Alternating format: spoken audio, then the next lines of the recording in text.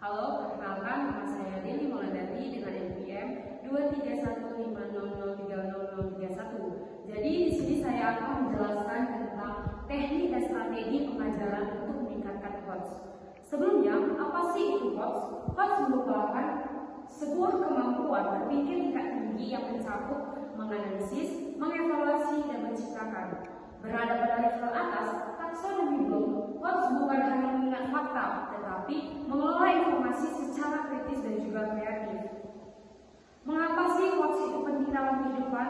Yang pertama, memahami konsep secara mendalam. Artinya, HOTS membantu siswa menghubungkan ide, bukan hanya menghafal fakta. Yang kedua, menyiapkan siswa menghadapi tantangan abad 21, yaitu melatih keterampilan penting seperti komunikasi, kolaborasi, kreativitas, dan juga pemecahan masalah. Dan yang ketiga adalah membantu siswa menjadi mandiri dan juga inovatif. Artinya, siswa lebih mampu mengambil keputusan dan menemukan solusi baru. Dan yang keempat adalah dibutuhkan di dunia kerja modern, di mana dunia kerja menuntut kemampuan berpikir secara fleksibel dan juga cepat beradaptasi.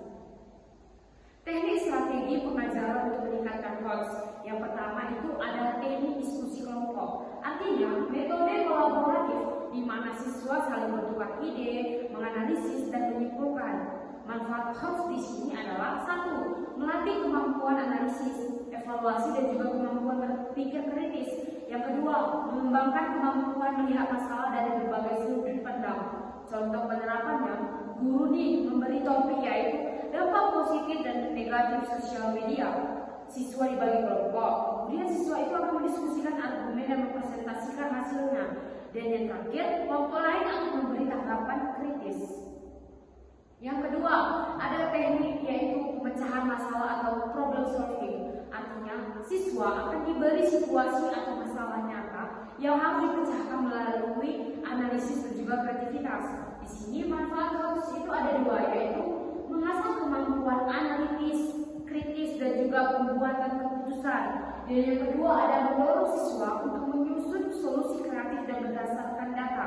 Contoh penerapannya, guru memberikan masalah seperti bagaimana cara mengurangi sampah plastik di sekolah. Siswa di sini akan menganalisis penyebabnya, mengusulkan solusi, dan membuat rencana tindakan. Yang ketiga ada teknik pembelajaran berbasis proyek atau Project Based Learning atau PBL. Di sini, siswa akan mengerjakan proyek jangka panjang yang melibatkan riset, kreativitas, kolaborasi, dan juga presentasi. Manfaatnya itu ada dua juga, yaitu melatih kemampuan mencipta dan menyintesis informasi. Yang kedua ada membantu siswa belajar secara mendalam dan juga bermakna.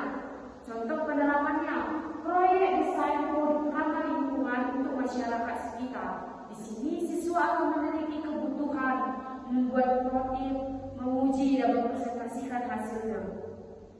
Yang keempat ada teknik studi kasus. Ini berupa opsional, artinya siswa menganalisis keadaan nyata atau skenario lalu menarik kesimpulan dan juga solusi.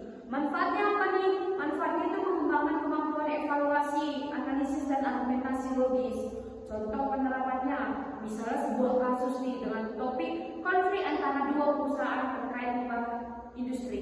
Di sini, siswa akan menilai fakta, mengidentifikasi masalah, lalu memberi solusi berdasarkan bukti. Penerapan metode untuk meningkatkan HOTS. Bagaimana metode tersebut membantu HOTS? Yang pertama, mengaktifkan peran siswa, artinya siswa dilibatkan untuk mencari, mengelola, dan memahami informasi sendiri, sehingga mereka tidak hanya menerima materi secara pasif. Yang kedua, mendorong siswa menghubungkan konsep, artinya metode ini akan membuat siswa memahami hubungan antara sehingga mereka benar-benar mengerti makna materi tersebut, bukan hanya sekedar menghafal. Yang ketiga, memfasilitasi eksplorasi dan kreativitas. Di sini, siswa pasti akan diberi sebuah kesempatan untuk mencoba hal baru, memecahkan masalah dengan cara yang berbeda, dan menghasilkan ide original. Yang keempat, membuat atau membentuk pola berpikir secara kritis. Melalui pertanyaan mendalam dan diskusi, siswa belajar menilai informasi, membandingkan berbagai sudut pandang, dan membuat kesimpulan yang logis. Yang kelima,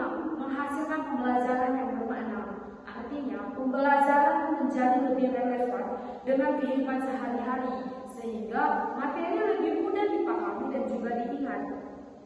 Kesimpulannya, yang pertama, quotes itu sangat penting untuk membentuk siswa yang kritis, kreativitas, analitis, dan juga inovatif.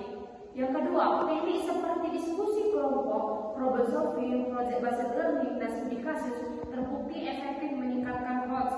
Dan yang ketiga adalah guru berperan sebagai fasilitator yang mendukung eksplorasi dan pemikiran mendalam. Pesannya, guru yang hebat bukan hanya mengajarkan pengetahuan, tetapi menginspirasi siswa untuk berpikir lebih jauh. Menurut pendapat saya, siswa yang terbiasa berpikir tingkat tinggi akan menjadi pemimpin masa depan yang siap menghadapi dunia yang terus berubah. Sekian dari saya, Dewi Maulana.